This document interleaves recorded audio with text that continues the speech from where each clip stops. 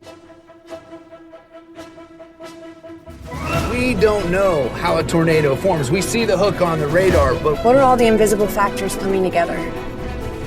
Every little detail of it has to be perfect. And it's a mix of what we know and everything we can't understand. It's part science, part religion.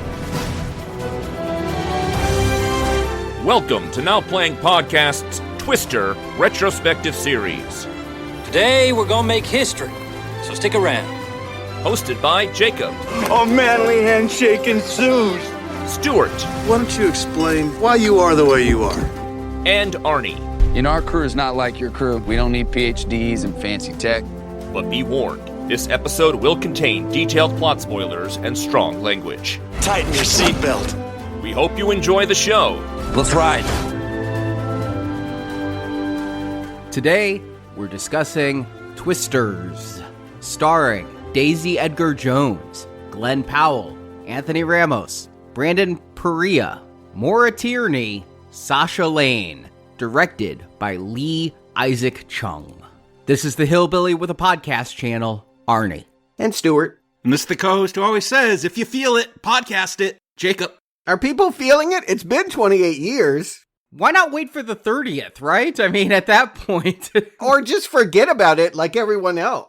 The moment passed, the twister is gone. Twisters don't come back again. Once they pass you, they're not going to make a U-turn. I think Twister has lived on TV reruns, in people's minds. People just background watch it a lot, kind of like Shawshank Redemption. Background watch. I want to underline what you're saying. People have paid attention to it while they clean their house. Nobody loves this movie. That is not true, as evidenced by our listeners who have come out in vast defense of our review. They're very mad at you, Stuart. Did not like the diss we gave it, even though it got 2 recommends. It got 2 recommends, people! It wasn't recommended strong enough. We were kind. Very, very kind. It was recommended at the appropriate level. Yeah. I'm guessing that if you were the right age in 1996, yes, it was a special movie. And if you weren't a child, it was not. And 28 years later, all those children are grown up and have their own children. And is this something that you want a new generation to take over? It ain't Star Wars, right? I mean, it's a weird thing to say legacy. And even weirder that no one involved with the original is here. Yeah, where is the legacy being passed off? They kind of tried that. The original premise, as it was advertised, is that this was going to focus on the daughter character of Helen Hunt and Bill Paxton. And so the mother character would have been played by Helen Hunt if Helen Hunt had agreed to. Yes, even she doesn't like that movie. She had her own pitch. I saw her give a speech, before that Twister screening, and she talked about how she went to Universal and pitched her idea for a Twister sequel that was going to be a very diverse group of Twister chasers. It sounded like it was going to be all female, and she wanted to make that movie. I wonder if she's a little butthurt that they went, no, we're going to go a different direction with the sequel, and so she's like, well, fine, I don't want any part of it. Different direction? They just remade the first, more or less. I mean, what can you do, though, with this premise? I mean, I want to underline one thing of reason why you'd keep it going. There's still a theme park ride, right? No, they closed that down. Oh, really? Yeah. But they could reopen it now. My point is, it always was a theme park ride. It was never a movie. It was never a story. It was never about characters. It was feel the rush of being whipped around in a cyclone. And I get that. Again, I got no hate on a movie that wants to create sensation of a disaster. That could be a lot of fun. And let's face it, they're just scared of original films. They like to put the money into franchises, and you can say Twister made a lot of money back in 96. It's safer to make Twisters than Tornado. I suppose so. But maybe they're more relevant, too. It's worth pointing out, we mentioned this last show, tornadoes have become more destructive, more frequent.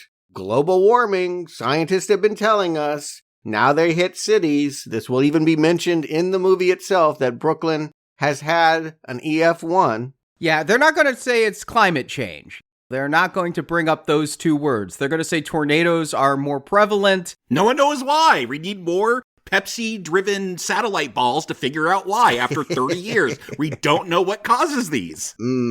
I think we know that the audience that is going to be rocking out to the country music soundtrack may not like the politics of that statement. I love the soundtrack of this, though, so that soundtrack crosses borders. You're a country music fan? No, I'm not. I don't like country music, but I love this soundtrack. You like Taylor Swift? True, but she turned pop. I like her pop stuff. Well, country turned pop is my point. It is now very mainstream. I hear it all the time. Beyonce. I mean, everybody does country. And so, yes, we are trending in lots of ways, hoping to capture maybe an EF2. I don't know if you can be super big this summer. It feels like all the tentpole films have been flagging, but what's the expected box office for Twisters? Huge. Absolutely huge. They were projecting 40 to 50 million until the preview numbers came in. And as of this recording, they're thinking 70 million on a 150 million budget, 70 million domestic, especially this year. This is a big movie. I went and saw it twice. The first time was a pretty full audience in the Super DLX screen. The second time I went in IMAX at AMC, elbow to elbow. Every seat sold. I have not been in a film this crowded in a long time, and people were excited for Twisters, and it's going to show up in the money. And I think people want that theme park experience because when I went to go get my ticket, I accidentally clicked on the IMAX one and I'm like, why is my ticket $30? Oh, I clicked an IMAX screening, which was almost sold out. When I went and just got a regular screening, it was like half. So I think people did want that big, loud experience. That makes sense. If you're going to do it big, right? I mean, why would you want to see this on a medium-sized screen? You either IMAX it or wait for your phone.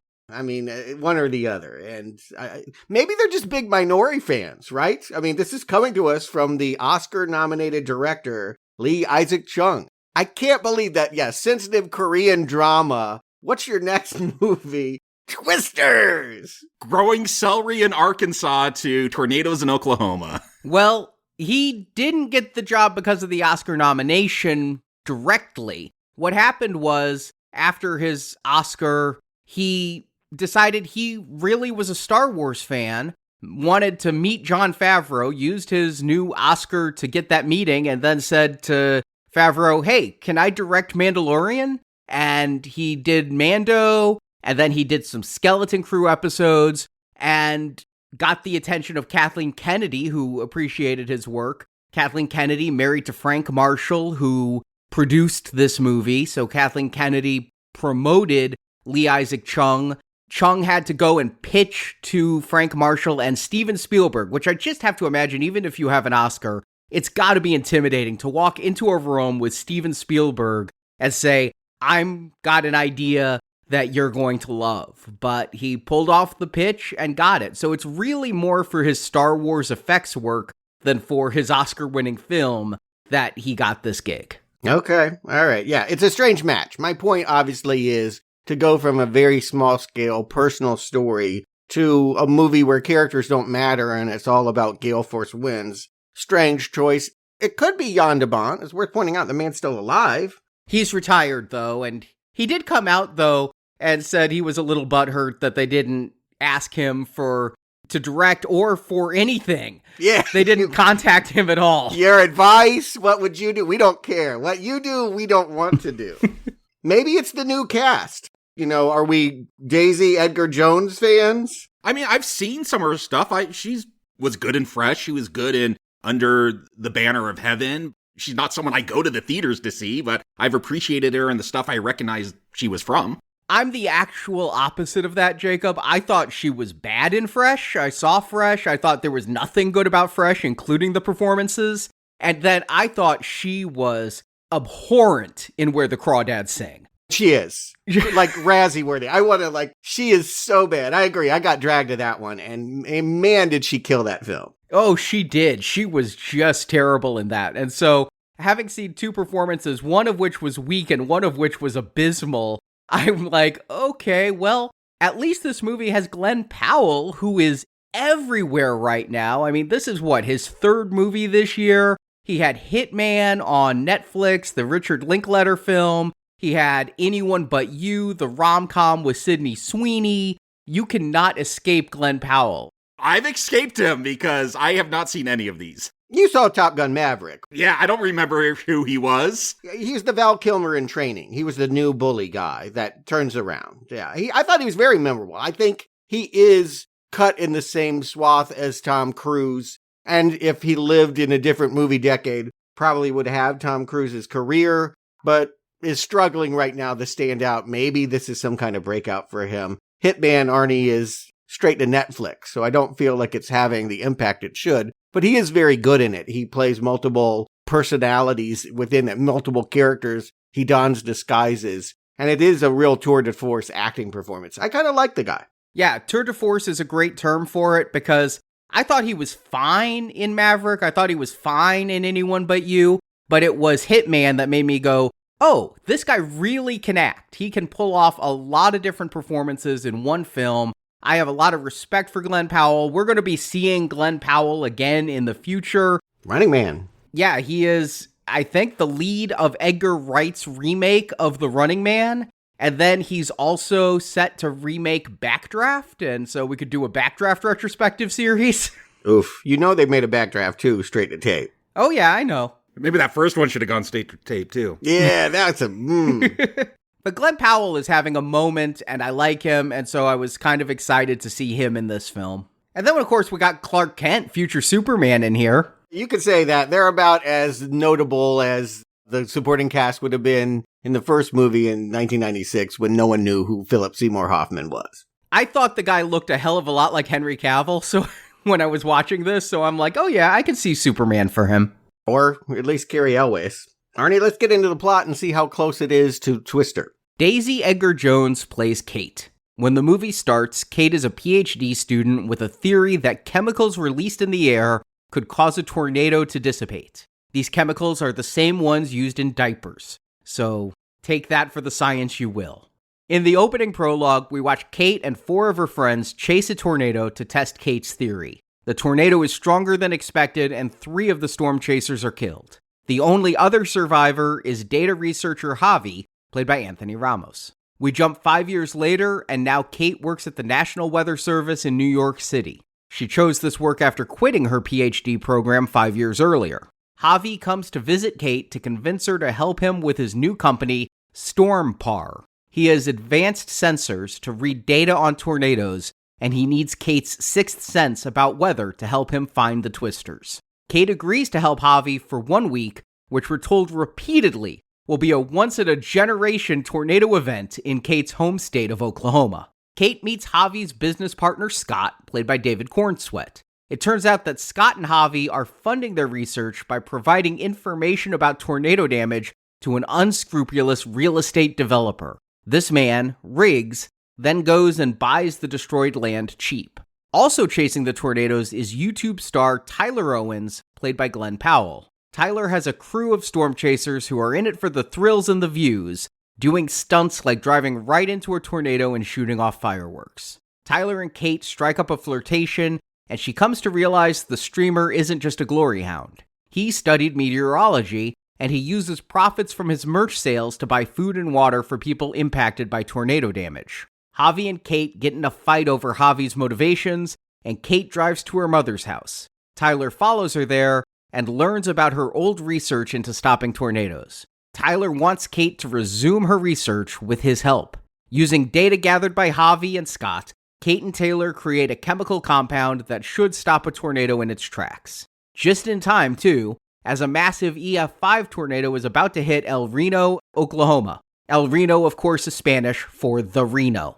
Javi leaves Scott to go help the townies, and Kate and Tyler go to try and get the locals to safety. Everyone gathers in the local movie theater, but it has no basement. A wall is torn away, and everyone's life is in danger. Kate gets in Tyler's truck and drives into the heart of the tornado. She fires off her chemicals, which stops the tornado and saves countless lives. And we see Kate, Javi, and Tyler starting a new business together and researching and studying how to stop tornadoes as credits roll. And as we get started here, I'm shocked because I think they're telling us almost instantly from our first images of Kate taking a point-and-click camera and snapping the horizon, looking at the clouds and suddenly knowing where the tornado is going to be, that this character is the daughter of Bill Paxton and Helen Hunt. She's got that tornado sense. It's the only thing that makes sense. I mean, she is Bill Paxton's character with that sixth sense about the storms. She has that psychic power that's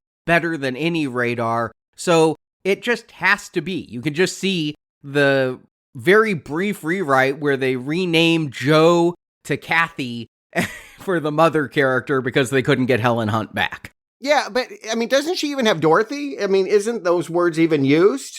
Yes, they have Dorothy 5 in the back of her truck. You remember there were 4 Dorothys in the first one. So the other thing I thought they might do is Helen Hunt could have a cameo as her professor, that she could be the teacher at wherever Kate is getting her degree, and that's why she has a Dorothy. It makes no sense for her to have a Dorothy. I mean, I guess Helen Hunt is just manufacturing Dorothys now and selling them to storm chasers because it's been almost 30 years. How much data do they need on tornadoes? They're still collecting just data with Dorothy. That's kind of crazy. I guess they are going to update the tech when we jumped at 5 years in this, but that was a surprise that Dorothy is still around. Well, they don't need more data about tornadoes in general. They haven't stopped them or been able to accomplish any of the goals that Helen Hunt had for that first film. Actually, they have, because tornado warnings in the past 30 years have greatly improved. Warnings about tornadoes went from non-existent to about 30 to 45 minutes now. They're able to predict tornadoes and give people a lot more time to get to safety, which is what Helen Hunt was trying to do in that first film. So her goals have been achieved in the real world, even without a Dorothy. But in this case, they only need the readings so that they can see what happens to a tornado when these chemicals are released into it. They're not just worried about reading a tornado. They're wanting to get data of the tornado's reaction to these chemicals. So that's why there's not a whole bunch of storm chasers out there with Dorothys. Only these people with their environment friendly, they're going to say, diaper chemicals. I didn't think diapers were environment friendly. That's why, cloth diapers are a thing now. Yeah, check any city dump in any part of the world, and not the greatest. But these diaper chemicals are going to be released into a tornado, and they need to measure what's going to happen to that tornado with it. And I also hear something about, she's creating these buckets of foam. They can actually tame it, stop it. She's got a science experiment. Kate is at some university. I didn't catch exactly where. Oklahoma? She's in Oklahoma. One of her compatriots there, Praveen, has a shirt with a university name on it, but even in IMAX, I couldn't catch it. The camera was too shaky. I couldn't read what is on his shirt. All right, they made it up then. But yes, for a made-up university, they're almost on the verge of getting grant money if she can prove that they can just find some little EF1 tornado and make it dissipate. And instead, we get an EF5 right here at the opening. Yeah, instead of a character losing her dad, she's just going to lose all her friends. Her boyfriend, too. Yeah, that was kind of a shock to me. I didn't realize we were 5 years in the past, obviously. You're out in a field with a Nikon camera. I don't know when this is taking place, but I thought this might be our group of storm chasers for the film. They each seem to have a role, much like Helen Hunt's storm chasers in the last one. And so when Javi hangs back to collect the data and the other 4 are driving towards the tornado, I didn't expect carnage. Well, you wouldn't also just because the movie doesn't give that. I mean, the first movie, very low body count. But yeah, I figured it out eventually. It was like, oh yeah, I just thought we were getting an opening here. And we know that Anthony Ramos is going to be a part of it. But Glen Powell, right? She can't have no boyfriend. Glen Powell's going to show up. He could just steal her heart. You could always have that the boyfriend isn't good for her in some way, changing boyfriends. This guy's so nice. He's going to throw his arms around her while the tornado's ripping up through the overpass. It is good to see tornado damage and tornado threat realized in this film. What this film made me realize a flaw of the previous film is all the tornadoes in the last film were in the middle of a field. There was one that hit Aunt Meg, and you saw a little bit of destruction, but they really couldn't afford to show towns destroyed, people dead. And so here they're going to show right away that tornadoes are a big threat. And yeah, 3/4 of this group are going to get sucked into the tornado. I did like, even before David Cornenswet shows up, I am thinking Man of Steel, because I'm thinking of the Kevin Costner tornado scene when they all run into the underpass, and at least Kate drops the line that underpasses are a terrible place to go during a tornado, but they have no choice because their truck's going to get sucked up. And how Kate lives is very lucky because Jeb is on top of her like, I've got you. And then Jeb's gone. And again, I'm thinking Superman, you've got me. Who's got you? Yeah. She's stuck in a crack. It looks like she got wedged, so she's okay while everyone else was yanked away. And yeah, when we see her 5 years from now, she's all alone. She's wearing earbuds and talking to no one on the New York subway and looking sad in her cubicle, even though her boss at the National Weather Service knows she's better than any of the other predictive models that they have. She's just not happy. Enter Javi again. He is our catalyst. He was at the beginning. He's now got a haircut. He went to the military after the disaster. Everybody just abandoned their diploma, Javi and Kate. They quit school. Javi went into the military, and now he needs Kate's help because he has prototypes of military sensors that he wants to point at tornadoes for his company Stormpar. Yeah, they just want more data. They love data about tornadoes in these. It's called Twister, so I guess that is the focus, but that was kind of a shock to me. I'm like, wait, we're just doing the data thing? The balls are no longer good. Now we need these 3 radar satellite things, which is crazy because we're also told in this film, you don't need PhDs. Just be a cowboy scientist. But no, we need a lot of data about tornadoes in the beginning here. The people gathering the data, the people with PhDs, they're the bad ones. What we're seeing here is Kate is going with what in the last film was Carrie Elway's team. And this is something I actively dislike about this film, is its subtle messaging that if you have a PhD, you're instantly evil. And Kate almost went evil. She was going with the Stormpar guys. She almost got a PhD. If she'd gotten that PhD, she'd have been lost forever to the dark side. But because she quit her scholarly program, she's going to be able to ride with the cowboys. Don't go to college, people. It's bad. It's evil. Like, for someone that doesn't want to say climate change, there's a lot of messaging in this film. Yes, I agree. Director Lee Isaac Chung came out in an interview and said movies shouldn't have a message. This one has a message. Smart people are bad. Yeah, all movies have messages, and multiple, and mean different things depending on who's watching them. But yes, there is signaling going on that we can't be too political, right? We can't take this where it would obviously logically go. If tornadoes are worse than they've ever been, then you would want to have a human reason for that. Just from a narrative standpoint, you would want to make some guy, a mustache twirler in here, being the one causing the environmental disturbance. But they don't want to go there, and so it ends up becoming that, yes, new Superman likes to wear geeky uniforms and is really cold and mean, and yeah, no fun. You want to go with the fun people. Although, it's worth pointing out, the theme of this movie is about deflating the fun, shooting down the tornadoes. The people that want to fire fireworks into them, they're also looked down upon here at the beginning. They're looked down upon by the smart people. Like, they have fans cheering them on when they come into town.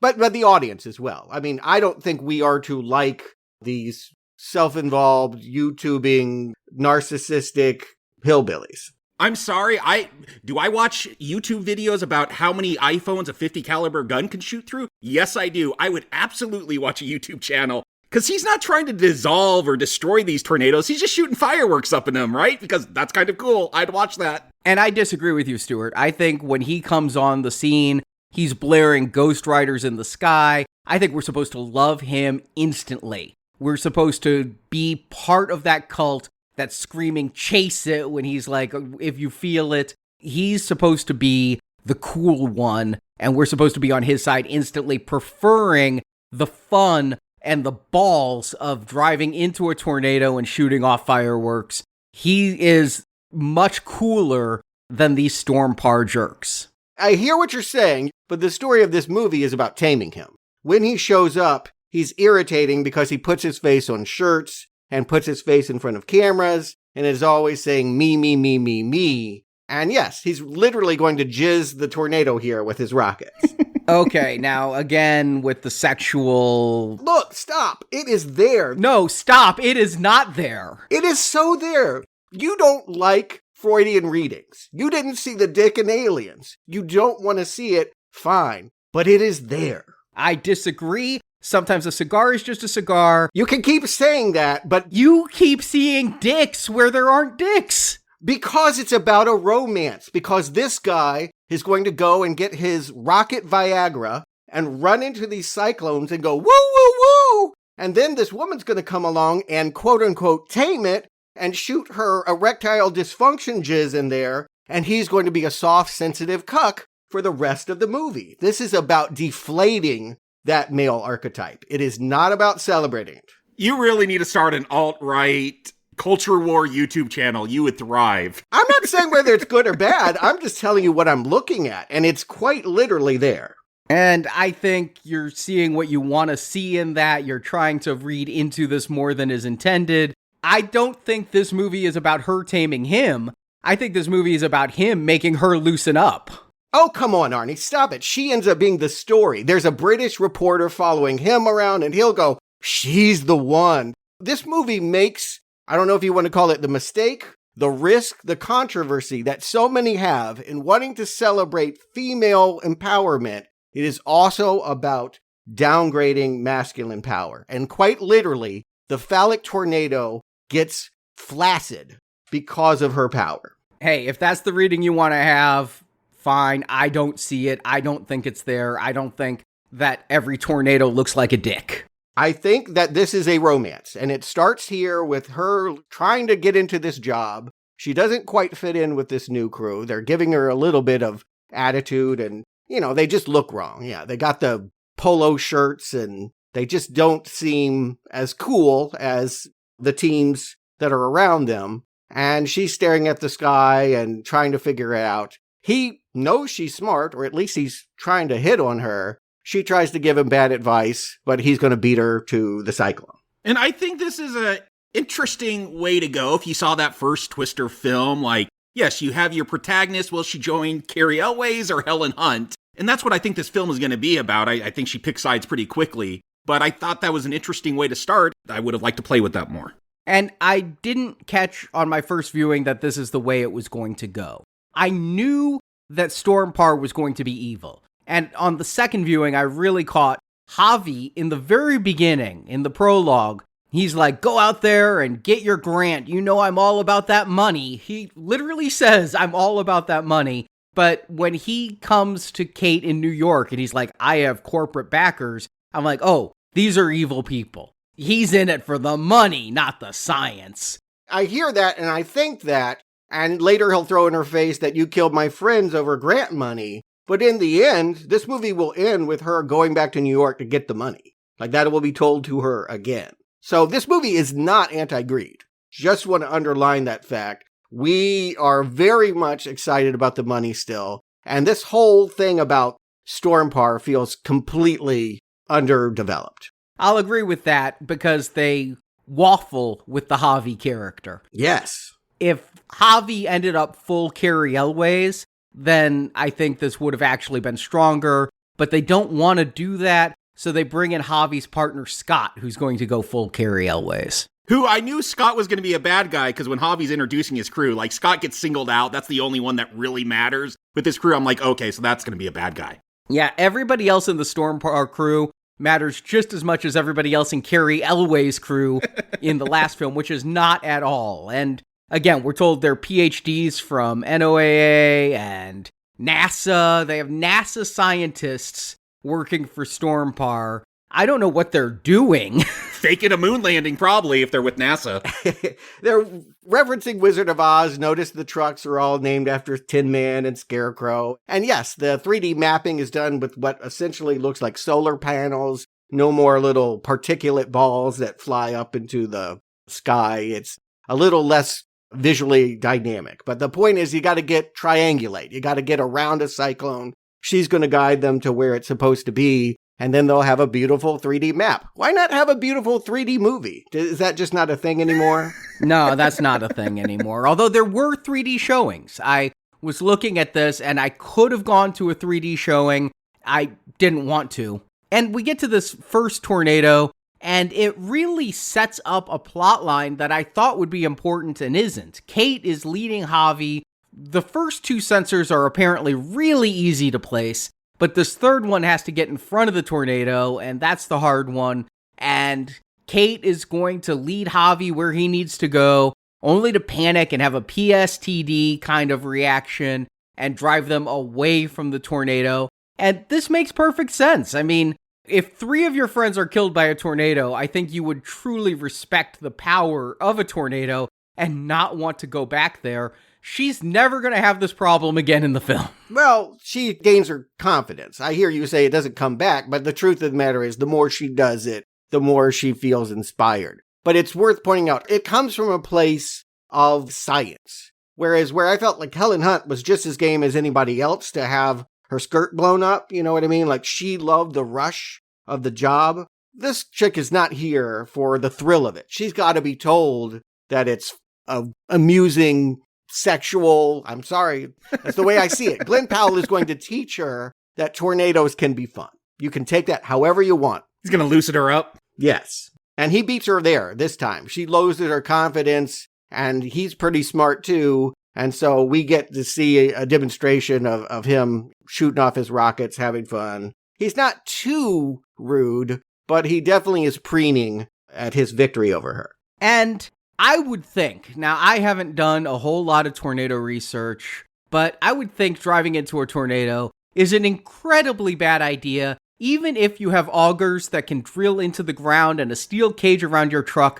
The debris that's flying in a tornado, plus the excessive hail, that's going to be your danger. It's going to break through your windshield and impale you, which we saw in the first Twister. If you remember, Carrie Elway's driver gets impaled, and these people are just in the middle of a tornado, completely safe, like they're riding a rodeo. Yeah, maybe I don't respect the science enough, but in a Twister movie, kind of want a badass truck that's going to drill itself into the ground and be able to, like, get in the middle of that. I don't know. I want more base thrills like that. That was the fun of that first one for me. Like, it starts and it's fast paced and it's just this wild ride. Everyone's yelling and you don't have time to think. And so, yeah, I kind of want cool trucks drilling themselves into the ground like this one. Here's the polarity for me. On one hand, yes, this is the audience. We came here to blast loud music and have raucous fun and do all of this, but I don't like this crew. They're annoying, and I never warmed to them. The drone girl and all the other people. I love Tunde. He's TV on the radio frontman's here. He's really annoying as the scientist. No, I don't like Glen Powell now or later in terms of his, I guess I don't watch YouTube videos. I'm not into this kind of celebrity, so it makes sense that I'm too old for it. And I'm having fun with them. I love that they're blaring the music. I'm letting go of my uptightness about the scientific accuracy of this, and really, if I'm going to be honest, the stupidity of this, because I'm having a good time with the movie. I mean, it's also stupid that Javi and Kate were driving around, and there's a tornado right there, and Javi is like, Kate, where is it? I'm like, Javi, just drive towards it. It's right there. Yeah, but Kate's sixth sense knows where it's going to go. Yeah, you have to go with the idea that it could turn and twist at any moment, and only she would know exactly where to get the full close-up. They have to get super close. What's it, 300 meters or something like that, I think? Yeah, that's what they say. And again, I don't know how those first two sensors stay within that range, but okay. Yeah. Now, please don't bring up stupidity, because we all know that that's baked into the cake here. This is no more intelligent than the movie last time, which was made by really smart people who were happy to get in the mud and be stupid. But we're going to set up our love triangle after this tornado, because they're going to all go back to a motel, and Javi's going to kind of ask Kate out on a date. Do you want to, get together after a shower and hang out? And Kate's going to politely turn him down and then go and flirt a little bit as she's introduced to Tyler and his crew, who don't need any fancy science or PhDs. He does have a degree in meteorology, though. Oh, yeah, he's got it all. He comes from the rodeo. He'll become sensitive and a humanitarian. He's everything that she needs at any given moment. I don't even consider it a romantic triangle, I actually just thought Anthony Ramos was just trying to have her lighten up. Yeah, that's a romantic triangle. I never got a vibe from him that he was into her. I did not get the vibe that I want sex. And when I see Glen Powell in her, I think I'm going to get with you. You know, the way Anthony Ramos plays this, the looks he gives her are, I think, very longing. And later on, he's going to look at her and go, "There's a time I would have done anything for you, Kate." And the looks he gives Tyler later on when she and Tyler are kind of getting together, I feel Ramos plays this like he wants Kate. It might be there. I'm not saying it's not. I'm just saying I don't get a strong sense that this is a plot. That is something an actor came up with to say, how am I playing this? But mostly, I think he's just concerned that his friend is so shut down. She used to be idealistic, optimistic. It used to be nothing to get her to go do this. You know, he only managed to get her out of New York because he's selling her on the idea if we do these 3D maps, then maybe we can stop the tornado. That long childish dream you had, somehow we're closer to stopping that and saving the people you love, the hometown people where you come from. And as you mentioned, we're kind of focused in this motel on Ben, the English reporter / comic relief. And I gotta say, both nights I saw this, my audience loved Ben. Seeing Ben throw up after being in the Twister got a huge laugh reaction.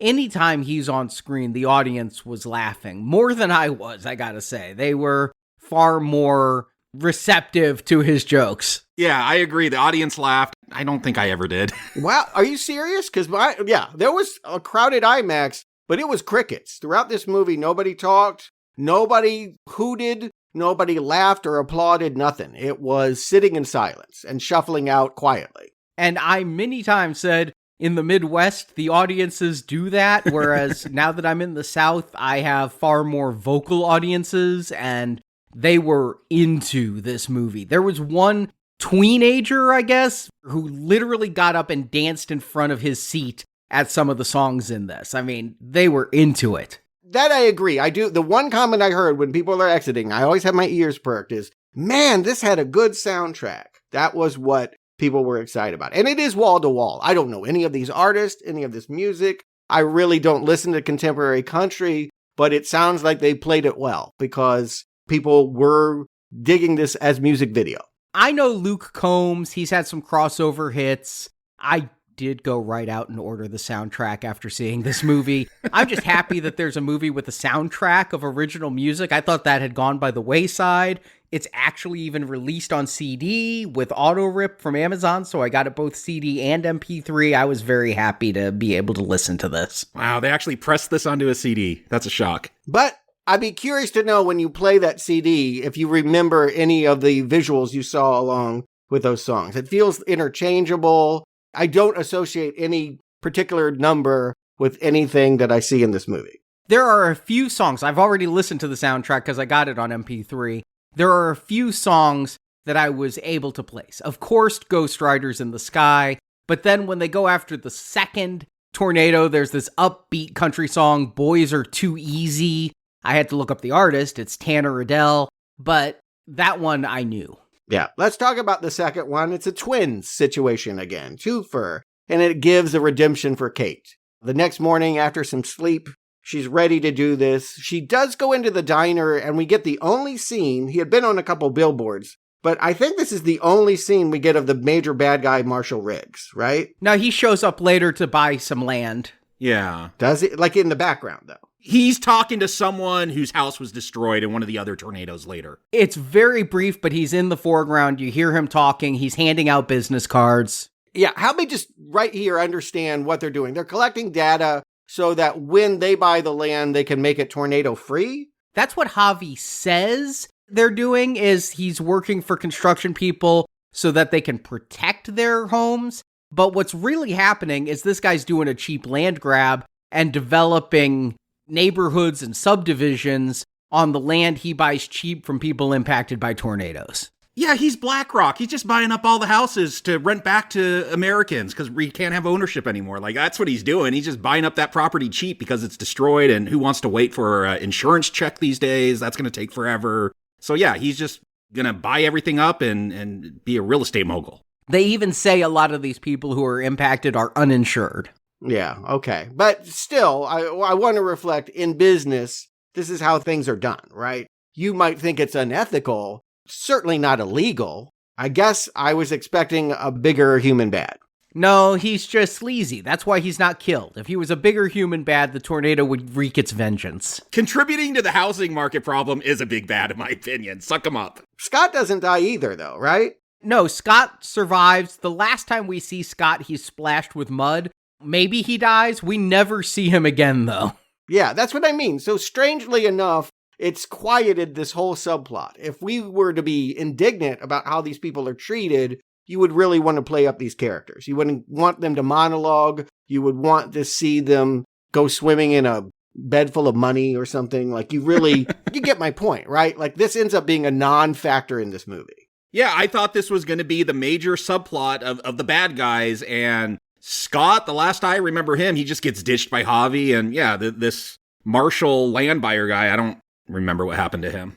That said, Scott is ditched by Javi in the path of an EF5 tornado. You could see that as a murder. And I want to just point out, Marshall Riggs' plan could definitely blow back on him. He could buy up this thing and not figure out a way to stop tornadoes, and his new real estate condominiums get blown away in the third movie. So it's not a get-rich-quick guarantee. That's what business is. You take a risk. Sure it is. He sells the houses and somebody else has to deal with it, and then he can just buy the land again. Rinse, wash, repeat. He'll just buy it if they don't insure it again. I assume that he would develop it into something for richer people. Maybe not. But again, it doesn't matter. The good news is we don't have to spend any more time talking about Marshall. The point is there are 2 tornadoes on the horizon. Glen Powell goes right and our heroine correctly goes left. And he's left with nothing to film. And she gets her 3D model. Yeah, the sensor gets swept up, which I don't know how that can give any useful data, because Javi himself earlier says you can't measure wind speed if you're in the tornado because you're moving, so you have no standing point of reference. But they got their data here.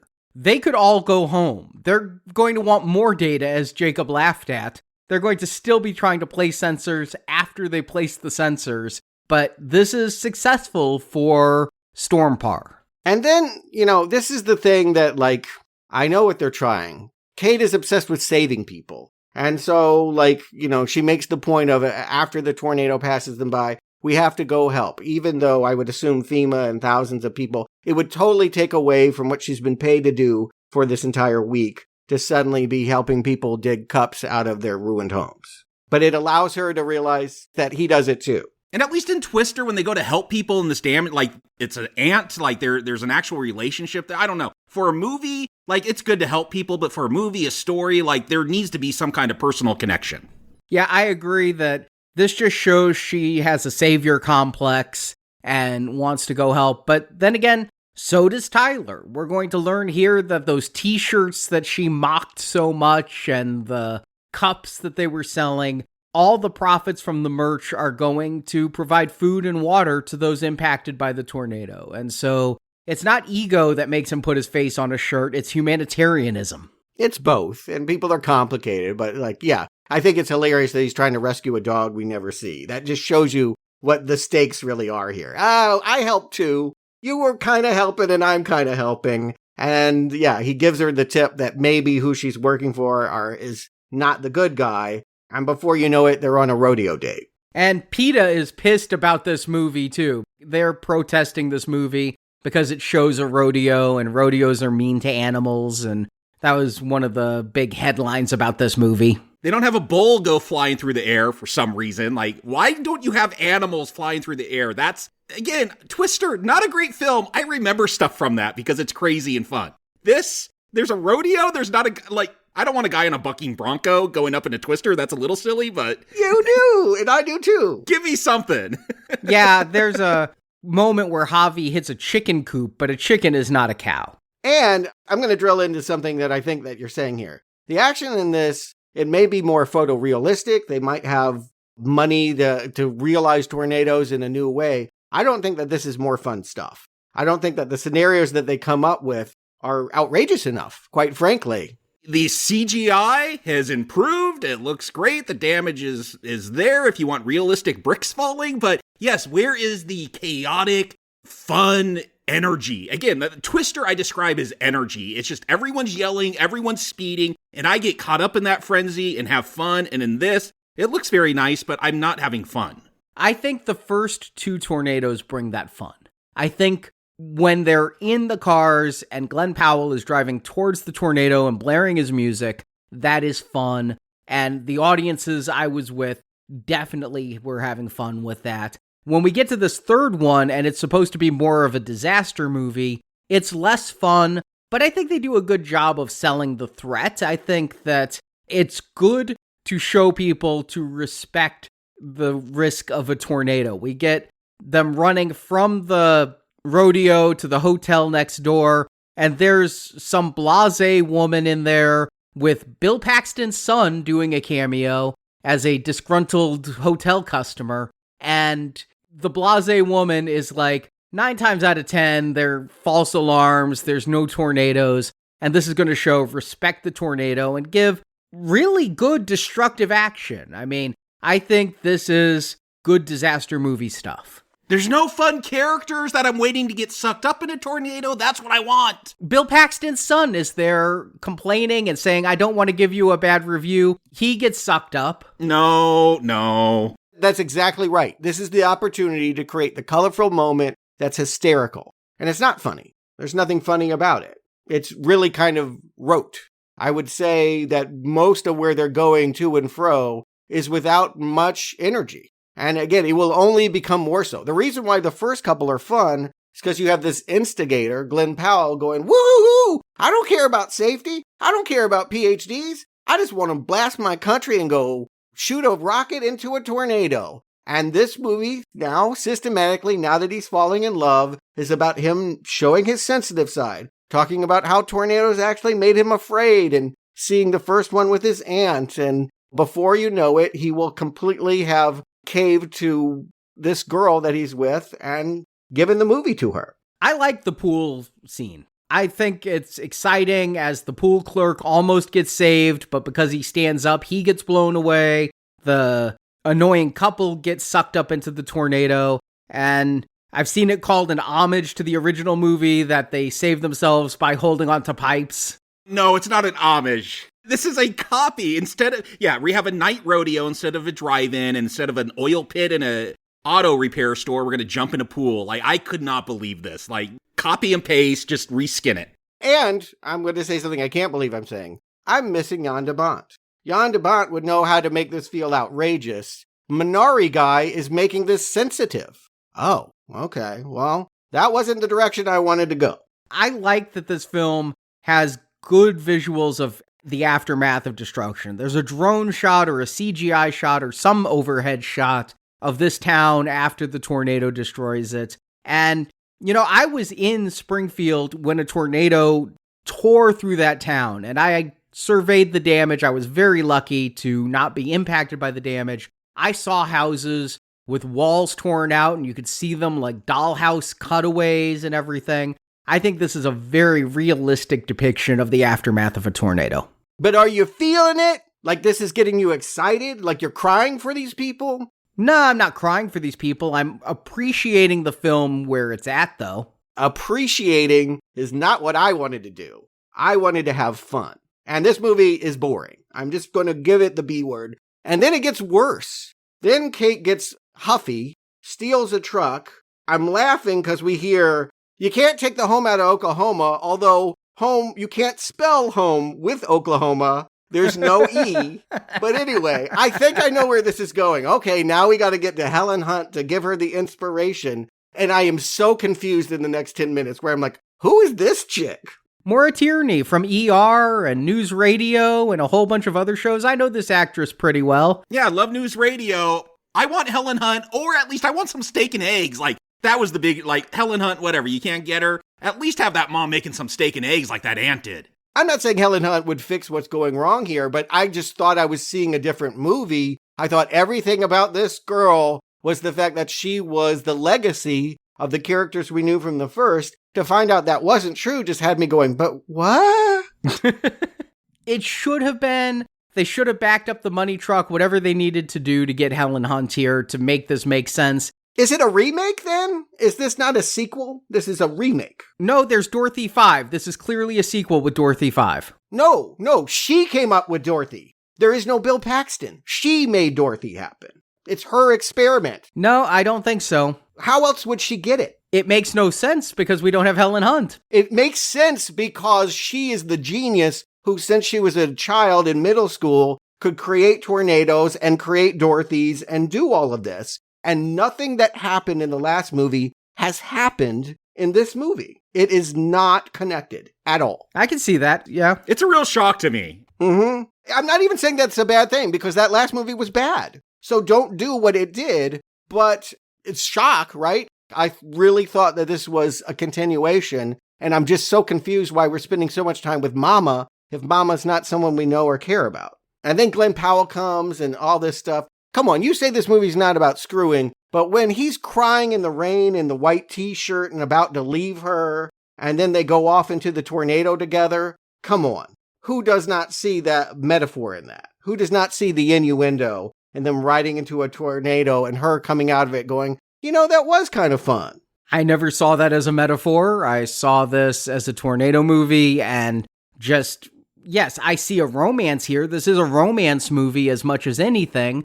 I didn't see him crying in the rain. I saw him standing in the rain. He is crying when he's leaving because he can't, he's so in love with her and he has to leave her. He's got tears in his eyes. I don't see the tears. Sure, it's a Patrick Swayze moment. He is there doing it. I'm telling you. He's wet from rain. He is not crying. He is maybe a little bit disappointed, but I don't see tears in his eyes. He's not that sensitive a guy. He has become that. He has read her 8th grade science experiments and been like, you're a genius and we should be doing everything that you want. And she's like, well, maybe. And then he screws her and then she's like, okay, let's work on this. But the models aren't right. They need the 3D models that PAR scientists have. And good thing Have just shows up to hand it over. Well, he needs his truck back. She did steal his truck. Does he need the truck? Why do they need to do anything anymore? They have what they need, right? They have the model that allows them to do the nefarious thing they're going to do. He drops the line, they need more data. Oh, God. And so they're going to put more sensors out. They don't need PhDs, but they always need more data, which I don't know how you get that without more PhDs. No, they have the PhDs, and so that's why they need the data. They're eggheads. There's no reason why he can't give her the copy of the data, right? But they make it seem more like he chooses her over Scott. And that's more or less leads to that bust up where Scott's left at the side of the road covered in mud. And we're racing into a final tornado situation.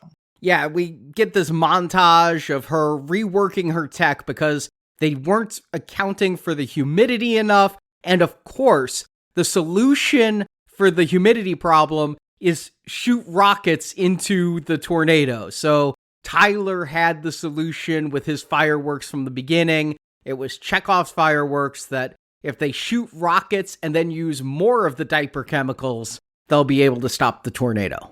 See, they got to come together in a union. Some kind of silver halide strokes the rain or something like that. Yeah, I heard those words. I did not try to write them down. Why not just throw Mountain Dew or Pepsi into their mix? Like that solved the last one, Pepsi cans. I wanted Mountain Dew to solve it this time. That makes the moisture or something. I thought for sure Anthony Ramos eating all of those Flamin' Hot Cheetos, they do something with those bags, but yeah. That's just to appeal to Gen Z. They love Flaming Hot Cheetos. Every scene, he's munching on a bag of one of them. I did notice quite a few product placements in the background and things. It's not distracting, though. It's not like a Sony movie where everything was a product placement. She's ready to stop a tornado this time, but it's too big, and this is a kick-ass looking tornado. It's going to tear through a power plant, and you get a tornado on fire. If you're looking for visuals, this has them to spare. I'm not saying anything about the visuals, but you're telling me you're excited by this ending? I'm impressed by the way it looks. There's many times in this climax that I feel sucked into the film. Okay, you're liking this movie. I'm not liking this movie, and this movie has been boring, and this ending is boring. Yes, they tear through a refinery, but we don't have any funny moments out of that. And yes, they go to a town to quote-unquote save them, which basically means screaming at children playing Little League and people selling things and booze on a street that they need to go inside places that don't have basements. Yeah, this is actually a real conflict going on right now. Marjorie possibly should be on this podcast because she is a trained weather spotter. She is really into tornadoes. She watches those YouTube channels and all of the storm chasers. And there is a big controversy right now about storm chasers because they do go to towns. They have put lights on their car and sirens on their car, and they go into towns and start screaming for people to get into shelter. One weather spotter has even said, you shouldn't listen to NOAA. They don't know what they're talking about. You need to listen to the weather spotters who are on the ground. It's a question of, do they do more harm than good? Here, it seems like they're doing more harm than good because they say the shelters are full, so everyone must get in a movie theater. Now, admittedly, if you don't have an underground place to go, they say get into an interior room that has no windows. A movie theater seems like a decent place for that, but it's not going to withstand this EF5. And a movie theater playing the original Frankenstein seems to signal that, metaphor of that movie, we created the monster. I don't get that reading in this ending. Am I the only one who thought they might be playing Dr. Sleep instead of Frankenstein? I really thought if they had The Shining in the first one, this was a great opportunity to throw some Dr. Sleep on the screen. I wanted to sleep. That is true. Why have a trolley? This was amusing. Suddenly, it's a quaint little town that just has nothing, but a cable car from San Francisco is suddenly flying at them. I don't know. Does Oklahoma have trolleys? This is the one shot that looks abjectly bad. Is Glen Powell standing in front of what looks like rear projection as a trolley comes out of nowhere to land on him? Yeah, they got to make it so that he is incapable, and it gives Have a victory moment. We weren't sure whether he was going to come back or not. He does the thing that the boyfriend did at the beginning of the movie when the truck overturned. He uses leverage to get the weight off, and yeah, I always want to see a water tower fall over and splash people. But I'm really going to push back on the idea that this ending is fun and exciting and a good time. There's spectacle here for sure. The technical work is good, but it is not fun. I like the action beats, though. I think this is a very competent action film. And, Kate does what in any 80s movie the guy would have done. Run off on his own. This is not a partnership. Glen Powell is not Kate's equal. Kate is going to leave the movie theater and risk her life and her life alone based on her research and her research alone that she can drive his truck into that tornado and save everyone's life by stopping a tornado. I thought that was pretty good. It's not overplayed, like you had mentioned the gender politics, Stuart, of putting a woman forward. I don't think that this feels overly PC and forced like some movies do, but I think it's a good action film. But hold on that, because what is Glen Powell going to do now? He used to be beloved for riding into a cyclone and doing crazy stunts and living through it. And now they just, poof, they're gone. And I never get to do that again. You don't see that taming as a taming of him? I mean, she's taking away his livelihood. She's going to destroy all those tornadoes. What's going to happen to his YouTube channel? Yes. And he knows it. He's literally telling the reporter, I'm no story anymore. I'm nothing. Go follow her. I think the message is there. And look, you want to have a strong female take over this movie? Great. I want to cheer somebody. I'm just bored. But I'm going to tell you, the reading can be had that this is exactly another case of women stealing men's power. I'm just having fun with the disaster stuff. I agree that Glen Powell isn't given enough to do in this climax, which is why I realize he is billed as a co-star, but he's really a supporting character because all he's going to do is hold on to one of his crew who's getting sucked out. But man, when that theater screen gets sucked out into the tornado, that is really cool looking. When I'm in a theater looking at a screen, seeing a theater tearing away the screen, I thought that was a really nice visual. The best visual of the entire movie. I agree this doesn't look as good as the first one. Jan de Bont is missed, but that is a really cool shot. It's like, Chinese boxes within boxes or something, the idea. And I bet you that's the ride. When they reopen this, you'll be watching a 3D movie, and then they'll turn it into an actual, you're getting pelted with rain and all of that. But it's over. She's heading back to New York. Go get that funding, baby. And for reasons that I don't quite understand, Glen Powell has to drill into the concrete so that So he doesn't get towed. some comedian that I recognize but don't know the name of. Paul Scheer. Yeah, he has a good podcast. I like him a lot, and so fun to see him here. He's a competitor. He does a movie podcast too. Again, my mind is racing. I keep going like, was he in the last movie? Were they in the last movie? Was anyone from the last movie in this movie? No, he would have been like 2 in the last movie. Yeah, apparently not. No, there is no connection. But yes, if you feel it, chase it. And Glen Powell at least is feeling it. I am not, but he goes and gets her, and I think more tornadoes are forming. Like they just run off to go screw again. I don't understand this. I saw some behind the scenes footage. They filmed those two kissing in the airport. Why don't they kiss at the airport? I mean, that is the whole thing. Is this is a romance film. Don't you always end those with a kiss? Is a kiss not politically correct anymore? No, I think the point is that tornado, again, which if you're going with my metaphor is we're not going to do more than kiss. We're going to go back to my truck. And then we finally see the reports, right? The Brit finally publishes, and it's a heroic story about how she's creating a company that, I don't know, did they actually solve tornadoes? I don't think I quite saw that between the lines, but it's science that seems to be supported and funded. They made it go away. They got their funding. They started a new company, both Javi and Tyler and Kate. They've buried whatever grudges they have. And there's a lot of headlines. It's not just Ben's article. They flash a lot of headlines on the screen as the credits start here. There's this montage. I'd need a Blu-ray and be able to freeze frame to catch all of it. I really tried on that second viewing to catch some of it. And they're just like, they're disrupting storms, and it's iffy on if they can stop all tornadoes. Now, we know she stopped one tornado, although Javi says the researchers are going to claim it was the refinery or the power plant or something else that made the tornado dissipate, and maybe it was. We don't have definitive proof that her chemical is what worked.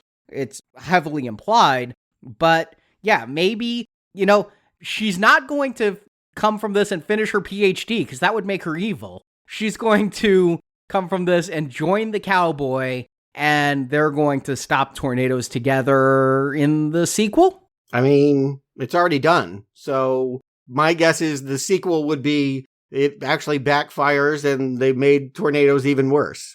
Sharknadoes or something. So Jacob, Stewart, did Twisters blow you away? Jacob. Look, that original Twister film is not a sacred cow, and it's, in fact, not really that good. But it made me want some steak and eggs. I got caught up in the frenzy of the crew. There was a flying cow when they drove through a house. And it was fast-paced and entertaining, and yes, very pointless and dumb. And so, pointless and dumb isn't a barrier of entry for me to enjoy a Twister film. But where is the sequel steak and eggs? Where is the chaos? Where is the cow? When they cut to a rodeo and hide in a pool, that's when my arms crossed. You're doing the same thing, but you're not giving me any of those base thrills and actions. Like, the only time I got excited is when they shoot a firework into a tornado at the beginning of this one. So I recommend Tyler Owen's YouTube channel of shooting fireworks into Twisters. That sounds great. I would watch that every week when he uploaded a new video. But I think, look, if you had a problem with that original one, and that one I got by on the chaotic energy and some really fun, inventive visuals, which this one, photorealistic, but not memorable. Maybe I'll kind of remember that power plant blowing up very late into this film, but that's no house being driven through. So you'll have the same problems here if you didn't like that one. That one, at least I got by on the energy. This one loses all that energy, so I can't get through this one. Like, I can't recommend it. Like, it's not a bad film. I think this is great. Like you said, Arnie, Twister, great film to vacuum your house to. Like this, yeah, when this comes onto streaming or cable, vacuum your house to this film. But don't go out to theaters. Like, it's so bland. There's nothing that makes me, like, say, yes, you got to see this one thing in this kind of mindless film like I did with Twister. So yeah, mild, not recommend. Stewart. Great. I love your review, Jacob. Another reason to stay home and watch YouTube. Maybe that is the truth. Yes, Twisters is no doubt an aggressively mediocre proposition that never has the velocity of more than a gentle breeze blowing in your face. Like, oh, that feels slightly refreshing. Maybe. But, I thought, and they accomplished, I thought that this new movie wouldn't be nearly as stupid, and that is true, but I don't think that it makes it any better. That is the shock. By getting a competent director that knows good acting and works on character, It just means that you have tamed the tornado and given us something very flat, something very boring, labored and diagrammed. I'm not even smiling as these leads go through their obligatory beats that basically follow the pattern of Bill Paxton and Helen Hunt without any direct citation for reasons that I guess involve Helen Hunt not wanting to do this and Bill Paxton being dead. And Helen Hunt does cons. I don't know why she wouldn't do movies. Yeah, I don't feel like you'd have to back up a truck that big for the money to buy her off. She did Mad About You's comeback show, right? It would have helped because, again, that first one was bad too. But it really does beg the question then, why are we here? Now Playing would not have bothered to review this movie if it were just a standalone movie about a tornado. We wouldn't have cared.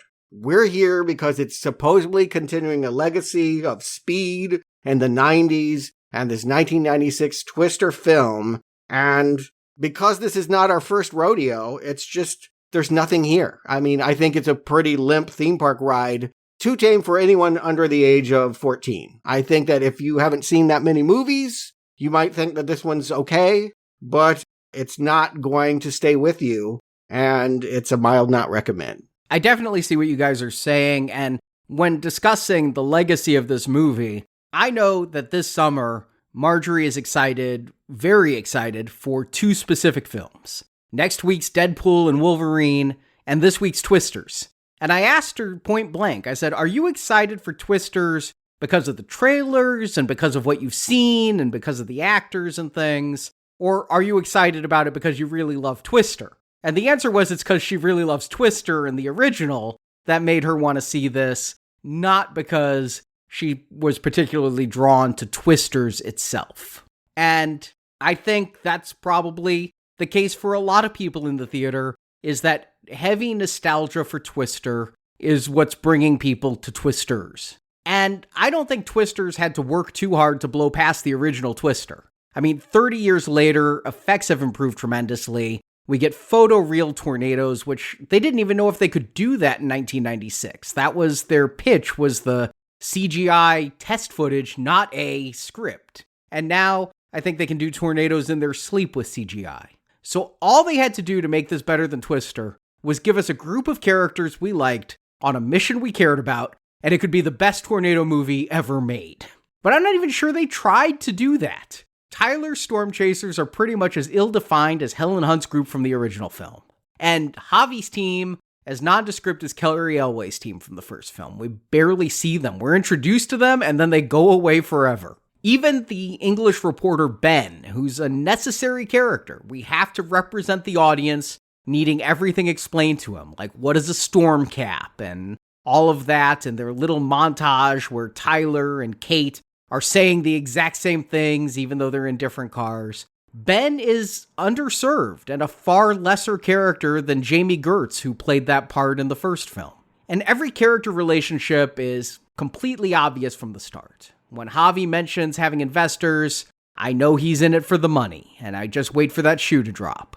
And when we see Tyler, we know this is going to end in a romance. The only thing I didn't predict was Javi's return to the light side and his brief redemption at the end. Everything else in this is cliche, and that's actually pretty cliche too.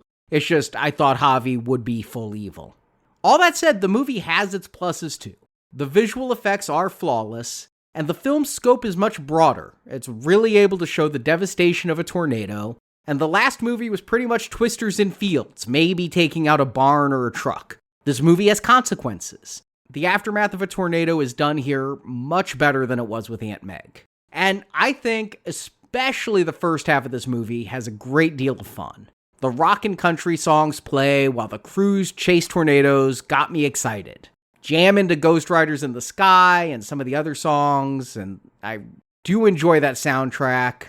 And the actors are pretty game as well. I mean, his character's pretty flat, but Glen Powell has charisma for miles and makes me really like Tyler. Daisy Edgar-Jones, I ripped on her at the beginning. This is the best I've ever seen her act, even if she's just likable. She is up to the task of this very thin character. When they're chasing the tornadoes, the movie's a fun time. Never reaches the peaks of the original movie. Nothing comes close to the joy of a flying cow. So I'm torn. I mean, the word you used, Stuart, was mediocre, and that's exactly where I'm at. This is a mediocre film. Aggressively mediocre. But it's a adequate summer popcorn flick with a fun vibe. I'm going to give this a mild pass and a really weak recommend. I had to see it twice to make sure I was going to recommend it because I was on that line. But I enjoyed it well enough to give it a very mild pass. It'll pass the time while you wait for Deadpool and Wolverine next week.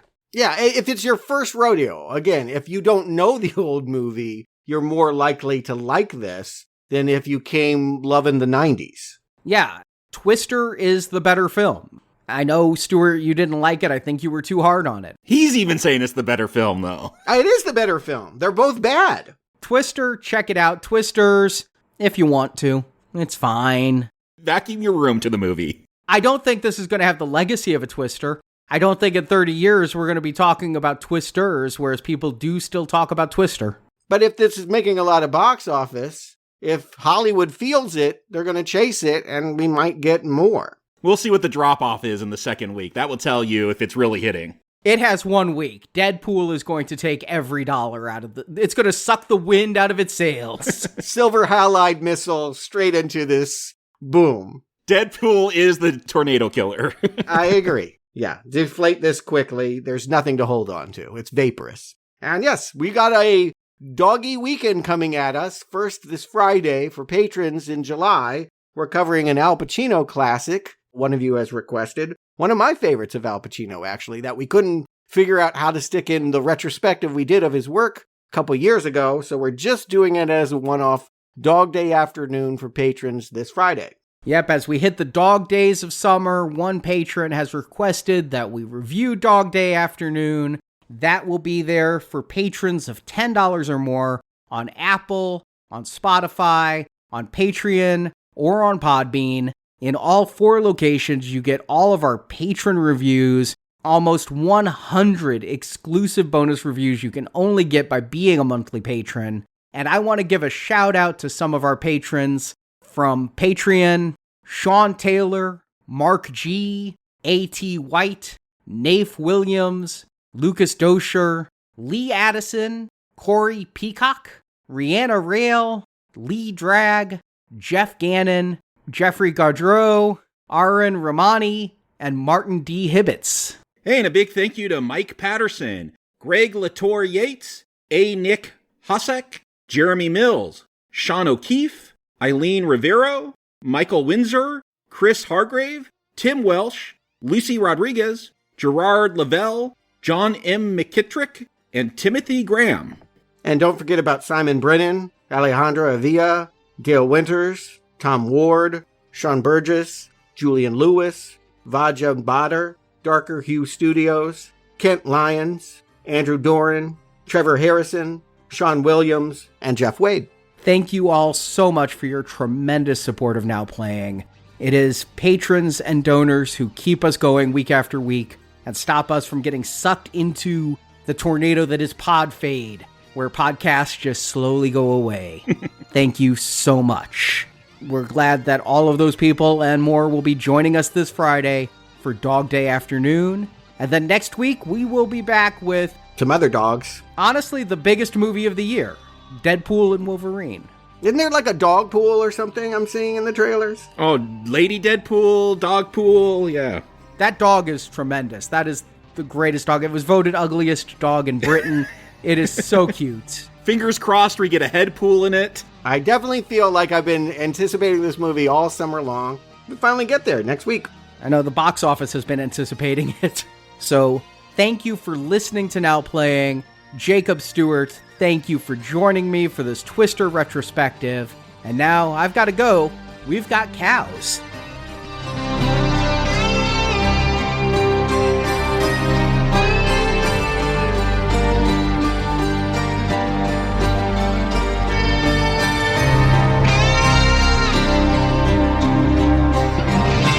I'm sorry to eat and run. It's what you live for. Thank you for listening to this Now Playing Podcast movie review. Please tell me you guys are seeing this right now. We hope you enjoyed the show. Oh, she's perfect! She's gorgeous. Help us spread the word about this show by leaving a 5-star review on Stitcher, Podbean, iTunes, or your podcast store of choice. If you feel it, chase it! Want more reviews like this one? In the archives section of NowPlayingPodcast.com, you'll find more than 1,000 in-depth movie reviews from our panel of hosts. Guys, whatever's in there, it's big and it's moving fast. Drive. On our site, you can hear reviews for every installment in the world's biggest film franchises, including the Marvel Cinematic Universe, Star Wars, Spider-Man, Batman, X-Men, James Bond, Middle-earth, Jurassic Park, Fast and Furious, and Transformers. That's no moon! It's a space station! Ah!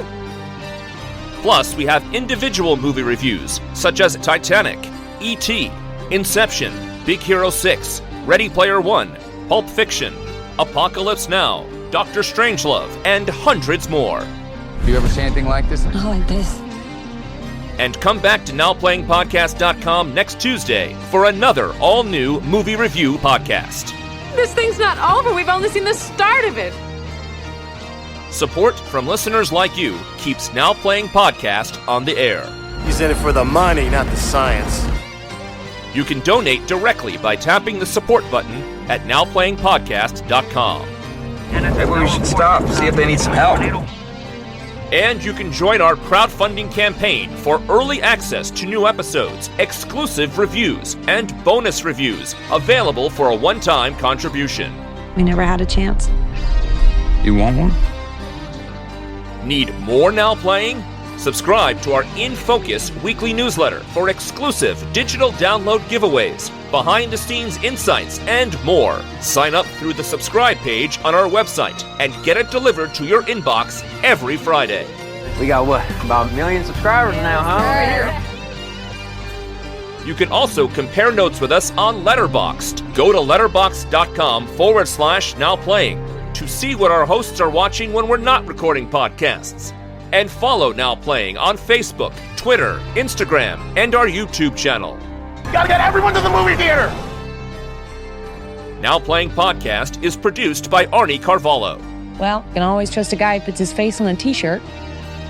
Associate produced by Jason Latham. I am happy. I'm a happy person. Now Playing is edited by Santiago and Arnie. I just want to get it over with. Now Playing credits read by Brock. Sounds like old times down there. The opinions expressed in this podcast are those of the individual hosts and may not reflect the views of Venganza Media Incorporated. When I want your opinion, I'll give it to you. Venganza Media Incorporated is not affiliated with, and this podcast has not been prepared, approved, or licensed by any entity that created the film analyzed herein.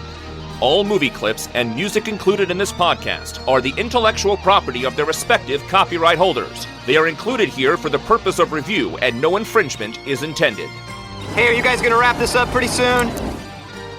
Now Playing Podcast is an exclusive trademark of and may not be used without the express written permission of Venganza Media Incorporated. Liability only. Liability only. Now Playing is a Venganza Media production, copyright 2024, and no part of this show may be reproduced, repurposed, or redistributed without the written permission of Venganza Media Incorporated. All rights reserved. What was it like? It was windy.